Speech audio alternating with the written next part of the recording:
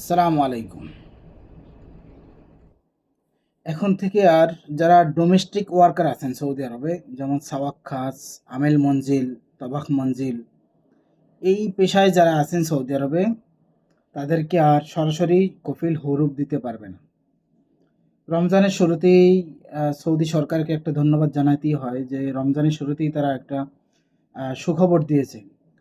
আপনি যদি একজন ডোমেস্টিক পেশার লোক থাকেন, যেমন আপনি সাওয়াক খাস, হাউস ড্রাইভার, এবং আমেল মঞ্জিল আপনার মেহনা, অথবা যদি আপনি তবাক মঞ্জিল হয়, তাহলে কফিল আপনাকে হুরুপ দিতে পারবে না, কফিল আপনাকে টার্মিনেট করতে পারবে।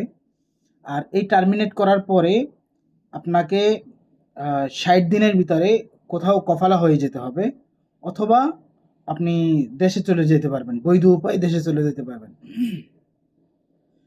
এরপরে এই টার্মিনেট অর্থাৎ আপনি যদি কফালা হইতে চান, তাহলেও আপনার একটা শর্ত আছে। আপনার সৌদি আরবের থাকার মেয়াদ ২ বছরের বেশি হতে হবে। অর্থাৎ আপনি সৌদি আরবে আসছেন, ১ বছর ৮ মাস, ৯ মাস, ১১ মাস হইছে, তাহলেও হবে না। যদি ২ বছর অতিক্রম হয়ে যায়, তাহলেই আপনি কেবল কফালা হইতে পারবেন। আর যদি আপনার ২ বছর না হয়, তাহলে কফিল যদি আপনাকে টার্মিনেট করে, তাহলে আপনি দেশে চলে যেতে হবে। তবে এটা বৈধ উপায়ে হবে, অর্থাৎ আপনি পরবর্তীতে চলে আসতে পারবেন।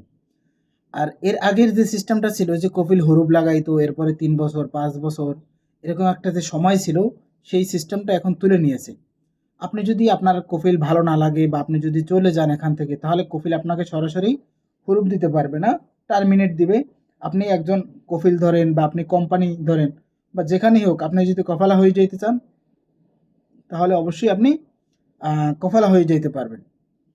এরপরে আরেকটা বিষয় হলো যে আগে একটা সিস্টেম ছিল, যদি কফিল আপনার নতুন একজন কফিল ধরেন, আপনি যদি আপনার বর্তমান কফিল থেকে চলে যান, পলায়ে যান, বা যেকোনো কারণেই আপনি মনে করেন এখান থেকে এখানে অনুপস্থিত, আর আপনি যদি নতুন কফিল ধরেন, তাহলে নতুন কফিল আপনার বর্তমান কফিলকে তলব পাঠাইতে হতো।